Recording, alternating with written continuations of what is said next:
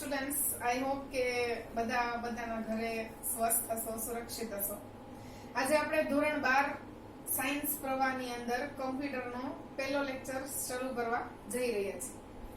તો સૌથી પહેલા તમારે ધોરણ 12 ની અંદર જે ચેપ્ટર્સ આવે છે એની અંદર સૌથી પહેલું ચેપ્ટર તમારે આવે છે જાવા.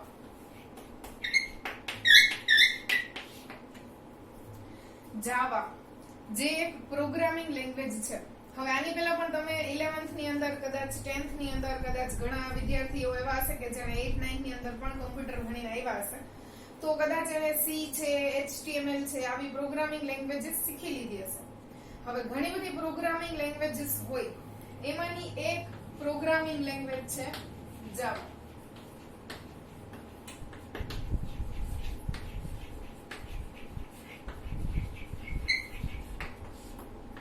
તો હવે પ્રશ્ન એ આવે છે કે પ્રોગ્રામિંગ લેંગ્વેજ એટલે શું? લેંગ્વેજ એટલે તો ભાષા, એ તો તમને બધાને ખબર પડે જ, બટ પ્રોગ્રામિંગ લેંગ્વેજ એટલે શું? તો કમ્પ્યુટરની અંદર જે પણ કંઈ કામ થાય છે એ પ્રોગ્રામ વગર ના થઈ શકે. માણસે જે પોતે મેન્યુઅલી જે કામ કરે છે એ કામ કમ્પ્યુટર પાસે કરાવડાવવું હોય તો માણસે એના માટે અલગ અલગ પ્રોગ્રામ બનાવેલા છે, એટલે કે અલગ અલગ સોફ્ટવેર બનાવેલા છે. જેમ કે અકાઉન્ટ છે એ સૌથી પહેલા ચોપડાની અંદર ઉતારવામાં આવતું, તો હવે એ કમ્પ્યુટર પાસે કરાવડાવવું હતું કે કમ્પ્યુટર અકાઉન્ટ બનાવીને આપે. તો માણસે એક ટેલી નામનો પ્રોગ્રામ બનાવ્યો અને એ કમ્પ્યુટરની અંદર ઇન્સ્ટોલ કરી નાખો એટલે મેન્યુઅલી જે વર્ક થતું હતું એ કમ્પ્યુટરાઇઝ થવા માંડ્યું. અચ્છા, વર્ડ છે, એક્સેલ છે, નોટપેડ છે, પાવરપોઈન્ટ છે, આ બધા શું છે? કમ્પ્યુટરની અંદર રહેલા પ્રોગ્રામ કે જે માણસના જે કામ છે એ સરળતાથી કરી અને ઝડપથી કરીને આપે છે. આ તો આપણે બધાને ખ્યાલ જ છે. તો એ પ્રોગ્રામને બનાવવા માટે જે લેંગ્વેજનો ઉપયોગ કરવામાં આવે છે એને કહેવાય છે પ્રોગ્રામિંગ લેંગ્વેજ. આ સરળ કન્સેપ્ટ કે પ્રોગ્રામિંગ લેંગ્વેજ એટલે કમ્પ્યુટરની અંદર રહેલા પ્રોગ્રામને બનાવવા માટે જે લેંગ્વેજનો યુઝ કરવામાં આવે આને કહેવાય પ્રોગ્રામિંગ લેંગ્વેજ. હવે આના વિશે થોડુંક વધારે જાણીએ તો કમ્પ્યુટર જે છે એ મશીન લેંગ્વેજ સમજે છે.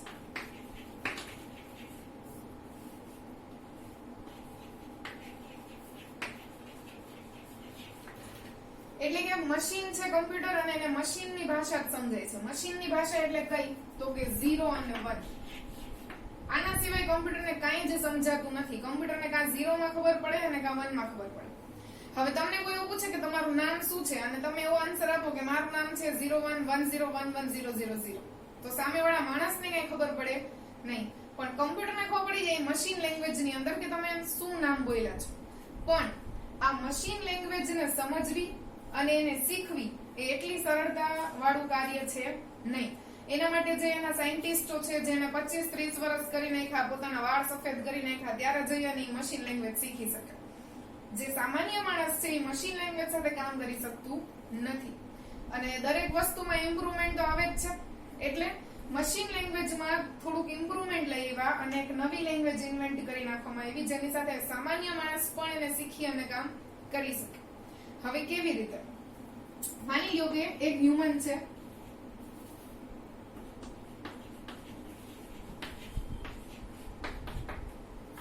એને બીજા હ્યુમન સાથે કંઈ કમ્યુનિકેશન કરવું છે અથવા તો કંઈ પણ કામ કરવું છે, એટલે કે હ્યુમન ટુ હ્યુમન કંઈ પણ કામ કરવું છે, તો આ બંને માણસો એવા હોવા જોઈએ કે જેની વચ્ચે એક એવી ભાષા હોય જે બંનેને આવડે છે.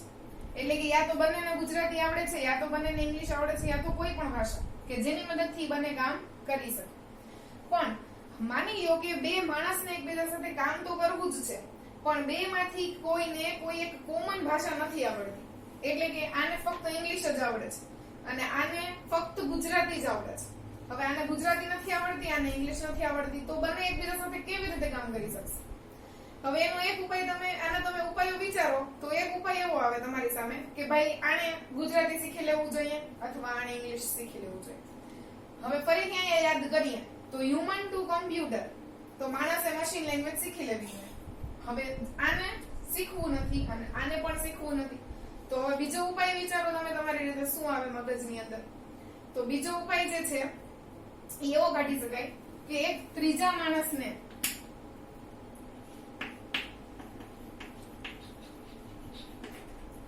એક ઇન્ટરમીડિયેટર વચ્ચે એક એવો મૂકી દીધો કે જેને ઇંગ્લિશ પણ આવડે છે અને ગુજરાતી પણ આવડે છે. હવે શું થશે? આ જે પણ કઈ ઇંગ્લિશમાં બોલશે આ એને ટ્રાન્સલેટ કરી દેશે ગુજરાતીમાં અને આના સુધી પહોંચાડી દેશે. આ જે પણ કંઈ ગુજરાતીમાં બોલશે ઈ એને કન્વર્ટ કરી દેશે ઇંગ્લિશમાં અને આના સુધી પહોંચાડશે. આને આપણે બોલતા હોઈએ છે ઇન્ટરમીડિયેટ માણસ, એટલે કે વચ્ચેનો માણસ કે જેને બંનેની ભાષા આવડે છે. બસ તો આ જ વસ્તુ કરી નાખવામાં આવી કોમ્પ્યુટરની અંદર. એટલે કે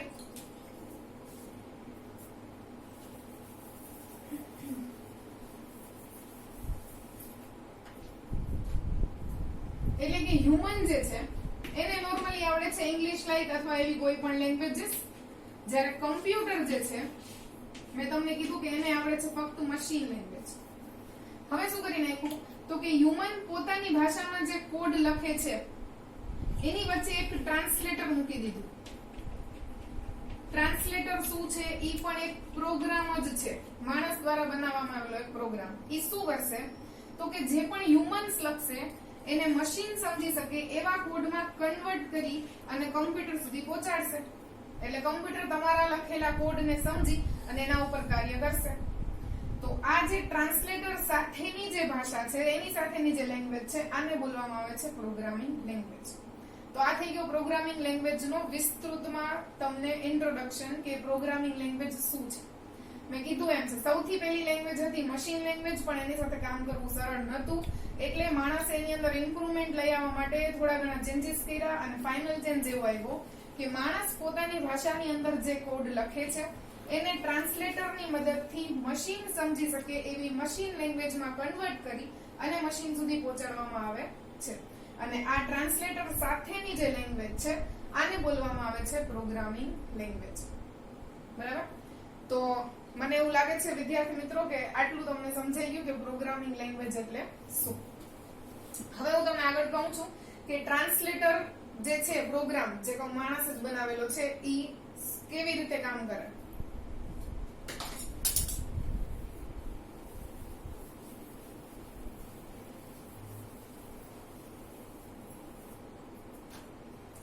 હવે આ જે ટ્રાન્સલેટર છે એ બે પ્રોગ્રામ છે.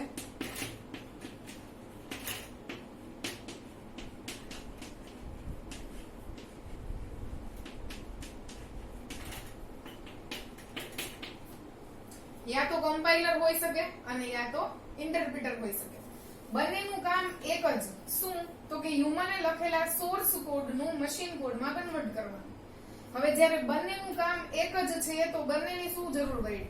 જેમ એક જ વ્યક્તિ એક કામ કરીને આપે છે તો એ એક કામ કરવા માટે બે વ્યક્તિને આપણે રોકીએ નહીં.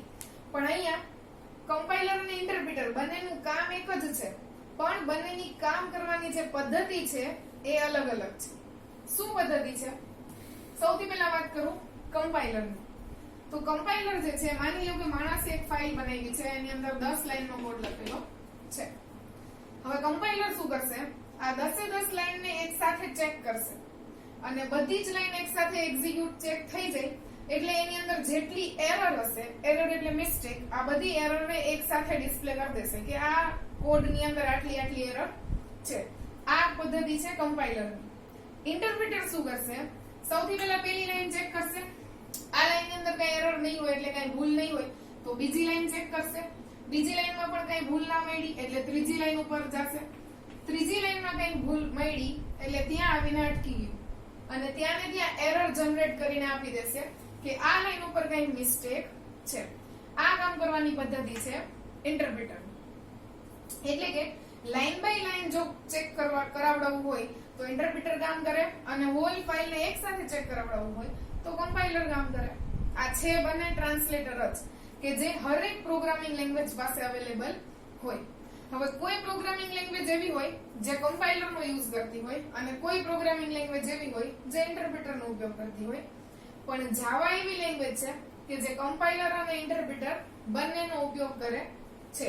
એનું કારણ આપણે પછી સમજશું કે શું કામ બંનેનો ઉપયોગ કરે છે. હવે મેં અહીંયા વચ્ચે એક શબ્દ વાપર્યો હતો કે એરર. તો હવે હું તમને બતાવું કહું છું કે એરર એટલે શું. What is an error?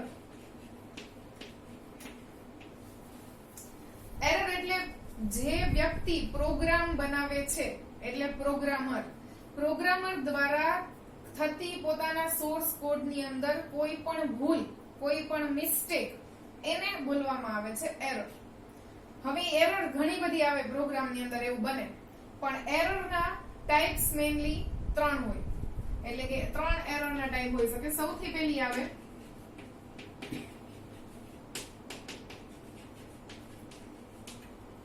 Linking error. Linking error એટલે શું? તો એના માટે પહેલા લિંક કરવું એટલે શું? લિંક કરવું એટલે આપણી લખેલી સોર્સ ફાઇલને આપણે કોઈ બીજી ફાઇલ સાથે કનેક્ટ કરવું, એને લિંક કર્યું કહેવાય. હવે એની જરૂર શું કામ પડશે એ પણ આગળ આપણે પછી સમજશું, પણ આપણે આપણી ફાઇલને બીજી ફાઇલ સાથે લિંક કરવી પડતી હોય જ્યારે આપણે પ્રોગ્રામ લખતા હોઈએ ત્યારે. તો જો આપણી ફાઇલ બીજી ફાઇલ સાથે પ્રોપરલી લિંક નથી થઈ તો ત્યારે જે એરર આવે, એટલે કે ત્યારે જે ભૂલ આવે, આને બોલવામાં આવે છે લિંકિંગ એરર. આ પ્રોગ્રામની અંદર આવતી સૌથી પહેલી એરર હોય, પણ આ એરર એટલી મોટી એરર ના કહેવાય, એ તો તમે ફાઇલ સાથે લિંક કરી નાખો એટલે આ એરર જતી રહે. હવે બીજી એરર આવે છે પ્રોગ્રામની અંદર,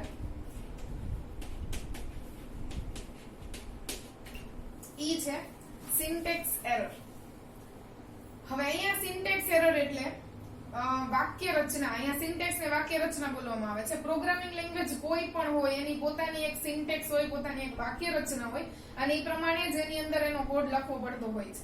એટલે તમે પ્રોગ્રામ લખતી વખતે ઈ પ્રોગ્રામિંગ લેંગ્વેજની કોઈ વાક્ય રચના પ્રોપરલી ફોલો નથી કરી તો એ જે ભૂલ જનરેટ કરીને આપે, એટલે કે એરર જનરેટ કરીને આપે, એને સિન્ટેક્સ એરર બોલવામાં આવે છે. ઉદાહરણ તરીકે તમે કોઈ કર્લી બ્રેકેટ ઓપન કર્યું છે પણ એને ક્લોઝ કરતા ભૂલી ગયા, અથવા ક્લોઝ કર્યું છે પણ એક વધારાનું ક્લોઝ થઈ ગયું. પછી કોઈ જગ્યાએ સેમિકોલન કરવાનું હોય છે, કોઈ જગ્યાએ બ્રેકેટ્સ હોય છે, રાઉન્ડેડ બ્રેકેટ્સ ને એવું વગેરે વગેરે. તમે જેમ જેમ ભણતા જશો એમ એમ વાક્ય રચના આવતી જશે.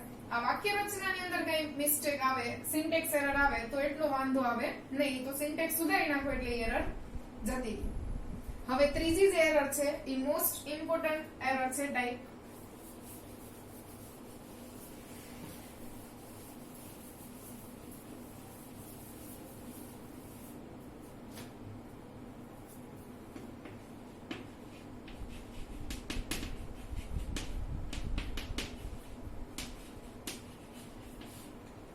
રન ટાઈમ એરર, અથવા આને ઘણી વખત લોજિકલ એરર પણ બોલવામાં આવે છે.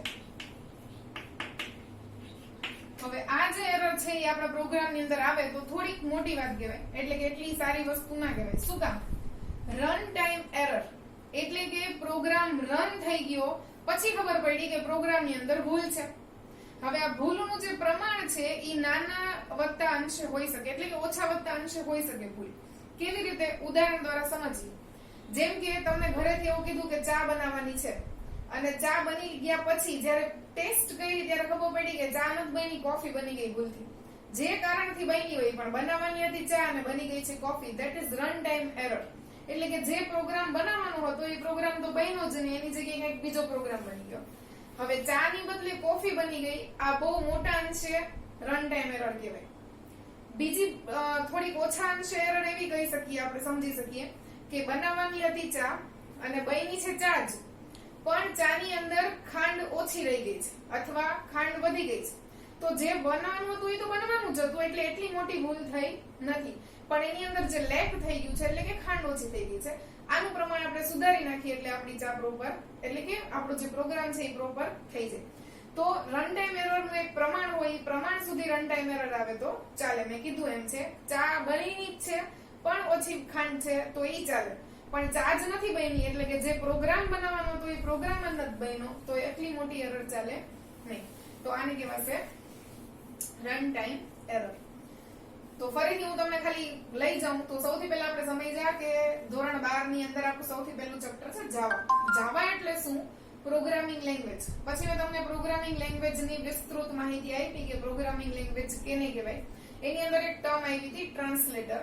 એમાં આપણે સમજ્યા કે બે પ્રકારના ટ્રાન્સલેટર હોય, કમ્પાઇલર અને ઇન્ટરપ્રિટર. કરે શું? હ્યુમન્સના સોર્સ કોડને મશીન કોડમાં કન્વર્ટ કરી નાખે. આટલું આપણે સમજ્યા હતા. એના પછી એની અંદર એક આવ્યું હતું એરર. મેં કીધું હતું કે ભાઈ કમ્પાઇલર છે એક સાથે એરર બતાવે, ઇન્ટરપ્રિટર છે એ લાઈન બાય લાઈન ચેક કરીને એરર બતાવે. તો એરર એટલે શું એ ભણ્યા, અને કેટલી ટાઈપ્સ ની એરર હોય એ આપણે ભણ્યા. અને આટલું તમને સમજાઈ ગયું હશે એવું હું માનું છું.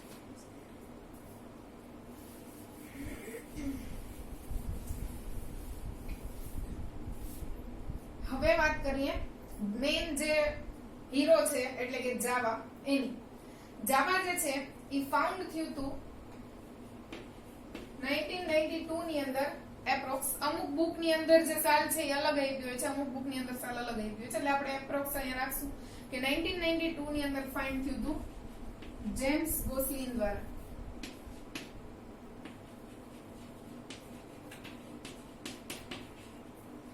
જેમ્સ ગોસલિન નામના વ્યક્તિએ 1992 ની અંદર જાવા ફાઇન્ડ આઉટ કર્યું હતું. ત્યારે એનું નામ હતું ઓક.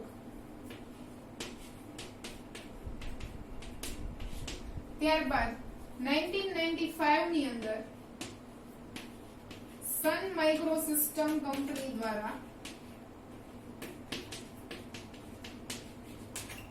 એને ડેવલપ કરવામાં આવ્યું અને એનું નામ ઓક થી રિપ્લેસ થઈ અને એનું નામ આવી પડી ગયું જાવા. અને ત્યારથી લઈને અત્યાર સુધી ઓળખાય છે એઝ અ જાવા લેંગ્વેજ. તો આ છે જાવાની બેઝિક હિસ્ટ્રી કે જાવા ફાઉન્ડ ક્યારે થયું હતું, કોણે કર્યું હતું, ત્યારબાદ એને ડેવલપ કર્યું હતું સન માઇક્રોસિસ્ટમે.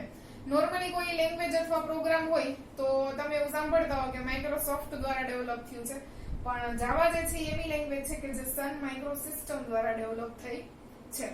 તો આ બેઝિક હિસ્ટ્રી હતી જાવાની. હવે હું કરાવું છું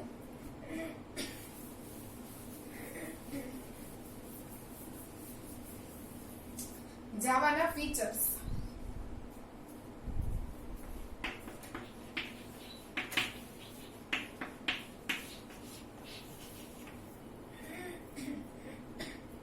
ફીચર્સ એટલે શું?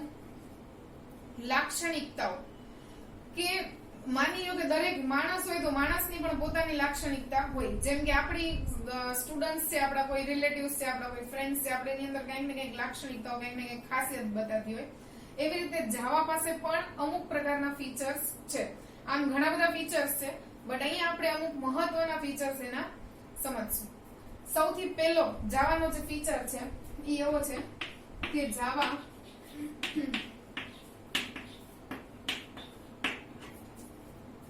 જે છે એ પ્યોર OOP છે. OOP એટલે શું? Object oriented programming.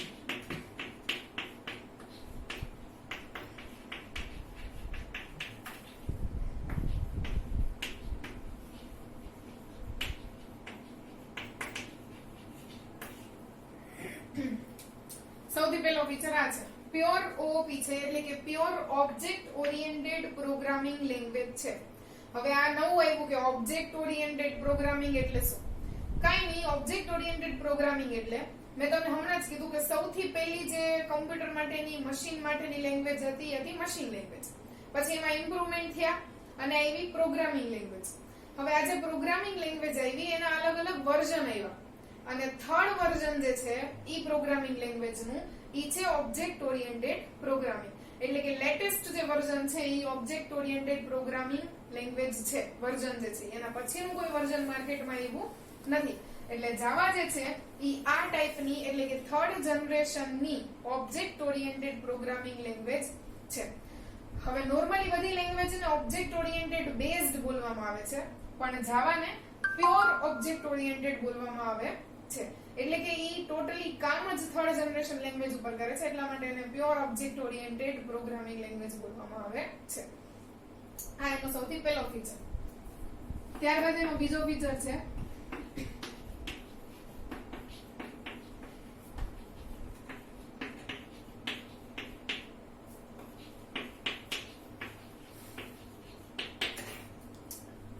Platform independent. હવે પ્લેટફોર્મ ઇન્ડિપેન્ડન્ટ એટલે શું? પ્લેટફોર્મ નો અહીંયા મતલબ થશે રેલવે ઉપર જે પ્લેટફોર્મ હોય એની વાત અહીંયા નથી થતી. અહીંયા પ્લેટફોર્મ નો મતલબ થશે મશીન ટુ મશીન. એટલે કે એક ઓપરેટિંગ સિસ્ટમ થી બીજી ઓપરેટિંગ સિસ્ટમ.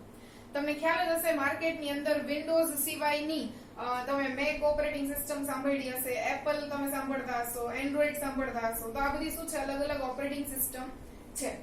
તો હવે ઘણીવાર એવું બનતું હોય છે કે જો કોઈએ સી ની અંદર કામ કર્યું હોય તો એને ખ્યાલ હશે, અથવા કોઈ પણ બીજી પ્રોગ્રામિંગ લેંગ્વેજમાં તમે કામ કર્યું હોય તો એક જે પ્રોગ્રામ છે એને હું વિન્ડોઝ ઓપરેટિંગ સિસ્ટમ ની અંદર બનાવું છું, એટલે કે ડેવલપ કરું છું, ક્રિએટ કરું છું.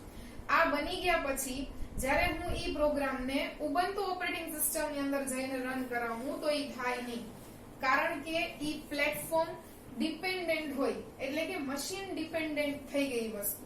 પણ જાવા જે છે એને એક નવો અને બહુ મોટો કન્સેપ્ટ લઈ આવ્યો, અને એનો સૌથી બિગેસ્ટ ફીચર છે કે ઈ પ્લેટફોર્મ ઇન્ડિપેન્ડન્ટ છે, એટલે કે કોઈ પણ મશીન ઉપર જાવાનો પ્રોગ્રામ બની ગયા પછી રન થઈ શકે. વિન્ડોઝ ની અંદર બનાવો તો એપલ ની અંદર પણ રન થઈ શકે, ઉબુન્ટુ ની અંદર બનાવો તો એન્ડ્રોઇડ ની અંદર પણ રન થઈ શકે. In short, platform independent, machine થી મશીન, દુનિયાના કોઈ પણ મશીન ની અંદર જાવાનો જે પ્રોગ્રામ છે એ રન થઈ શકે, નાના ડિવાઇસ થી લઈને મોટા ડિવાઇસ સુધીમાં. તો આ એનો એક મહત્વનો અને મોટો ફીચર છે કે જાવા જે છે એ પ્લેટફોર્મ ઇન્ડિપેન્ડન્ટ પ્રોગ્રામિંગ લેંગ્વેજ છે. એના પછી એનો ત્રીજો ફીચર છે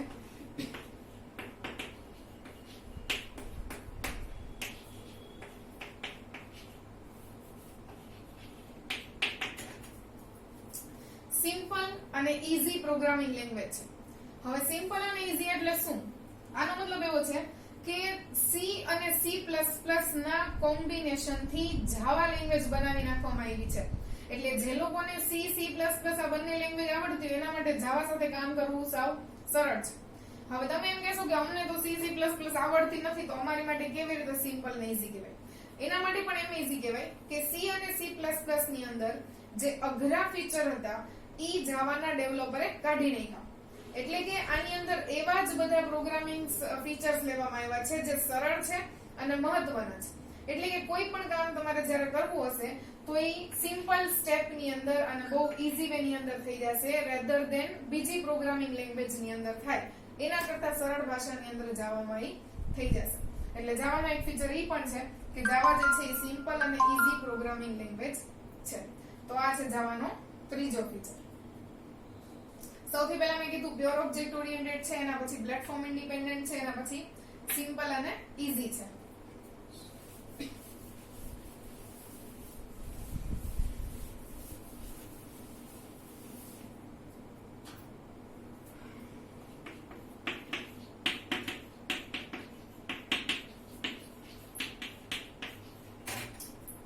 નેક્સ્ટ ફીચર છે ડિસ્ટ્રીબ્યુટેડ એપ્લિકેશન બનાવી શકે છે.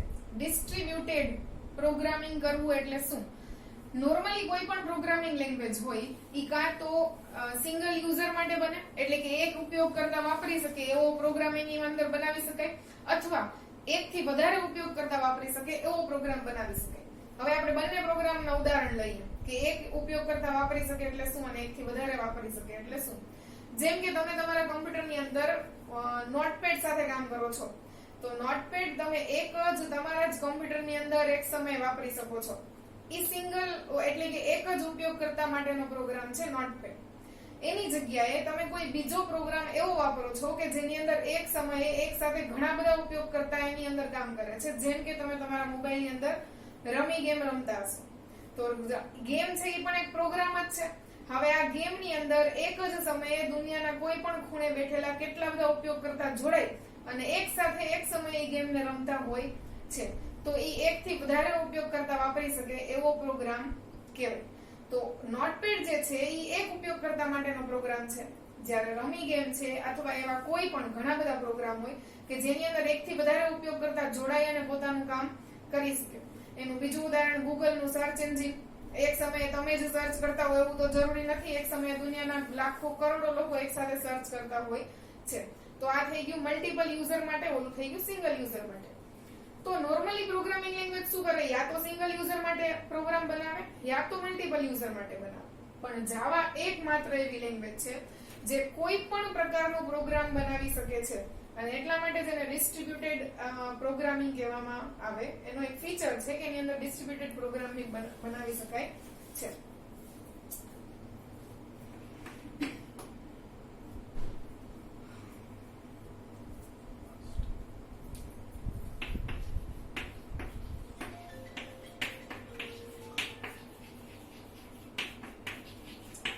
એના પછી નેક્સ્ટ ફીચર છે રોબસ્ટ એટલે કે healthy. Robust and healthy programming language છે. હવે રોબસ્ટ અને હેલ્ધી એટલે અહીંયા શું? તમે નોર્મલી આપણે જ્યારે બોલતા હોય કે આ માણસ હેલ્ધી છે, તો કોઈ પણ માણસ જાડો હોય એનો મતલબ એવો નથી કે માણસ હેલ્ધી હોય. ઘણી વખત એવું પણ બનતું હોય કે કોઈ માણસ છે પતલો બાટી હેલ્ધી છે. આપણે એવું શું કામ કહીએ છીએ? કારણ કે એ માણસની ઇમ્યુનિટી સિસ્ટમ બહુ સારી હોય, એટલે કે નોર્મલ વસ્તુની અંદર એ માણસ જલ્દીથી બીમાર પડતો હોય નહીં, એને વાયરસ જલ્દીથી ઇફેક્ટ કરતા હોય નહીં. સિમિલરલી અહીંયા જાવાની અંદર જે પણ પ્રોગ્રામિંગ કરેલું હોય, આ પ્રોગ્રામિંગની અંદર નાની મોટી ભૂલ એટલે કે નાની મોટી એરર જે છે એ જાવા પોતે યા તો સોર્ટ આઉટ કરી નાખે છે, યા તો જાવા પોતે એને મેનેજ કરી અને ઈ પ્રમાણેની એરર તમને ડિસ્પ્લે કરે છે. એટલા માટે એને રોબસ્ટ અને હેલ્ધી બોલવામાં આવે છે કે નાની નાની વસ્તુમાં જાવા જે છે એ અટકી નથી જતું પ્રોગ્રામિંગ એક્ઝિક્યુટ કરતી વખતે, એની બદલે એ પોતે યા તો એને મેનેજ કરી લે અને યા તો એને મેનેજ કરીને તમને એરર ડિસ્પ્લે કરે છે. એટલા માટે એને બોલવામાં આવે છે રોબસ્ટ અને હેલ્ધી પ્રોગ્રામિંગ લેંગ્વેજ છે જાવા. તો 5 ફીચર્સ આપણે ભણ્યા, 5 લાક્ષણિકતા ભણી. એના પછી નેક્સ્ટ છે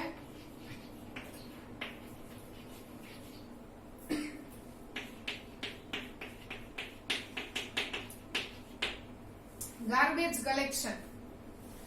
ગાર્બેજ એટલે કચરો નોર્મલ ભાષાની અંદર, અને કલેક્શન એટલે ભેગો કરવો. તો શું જાવા કચરો ભેગો કરે છે? એવું નહીં. ગાર્બેજ કલેક્શન નો અહીંયા મતલબ એવો છે કે આપણા પ્રોગ્રામની અંદર ઘણી વખત એવું બનતું હોય કે અમુક મેમરી આપણે એવી ઓક્યુપાઈડ કરીને મૂકી દીધી છે. ઓક્યુપાઈડ કરીને મૂકવી એટલે આપણા માટે રિઝર્વ કરીને મૂકી દીધી છે, જેનો ઉપયોગ હવે આપણે ઘણા સમયથી કર્યો જ નથી. તો જાવા શું કરશે કે આવી મેમરીને પોતાની એને એવું દેખાશે કે આ મેમરીનો ઉપયોગ જે પ્રોગ્રામર છે એને ઘણા સમયથી નથી કર્યો યુઝરે, તો પોતાની જાતે એ મેમરીને ફ્રી કરી અને બીજા રિસોર્સને મેમરી ઉપયોગ કરવા માટે આપી દેશે. એટલે કે અનનેસેસરી બિનજરૂરિયાત જે મેમરી હશે એને જાવા પોતે પોતાની રીતે ક્લીન કરી નાખશે, જેથી કરી અને ઈ મેમરી ફરીથી બીજા ઉપયોગમાં લઈ શકાય. તો આ પણ જાવાનો એક મોટો ફીચર છે કે જાવા પોતાની રીતે ગાર્બેજ કલેક્શન કરીને આપે છે. તો આજના સેશનની અંદર આપણે આટલું રાખશું. આપણે 6 ફીચર્સ ભણ્યા, ટ્રાન્સલેટર 2 જાતના ટ્રાન્સલેટર ભણ્યા અને પ્રોગ્રામિંગ લેંગ્વેજ શું હોય આટલું આપણે આજના સેશનની અંદર ભણ્યા. હવે પછીનું નેક્સ્ટ આપણે એના પછીના સેશનમાં ભણશું. ત્યાં સુધી ઘરે રહ્યો, સુરક્ષિત રહ્યો, સ્વસ્થ રહ્યો.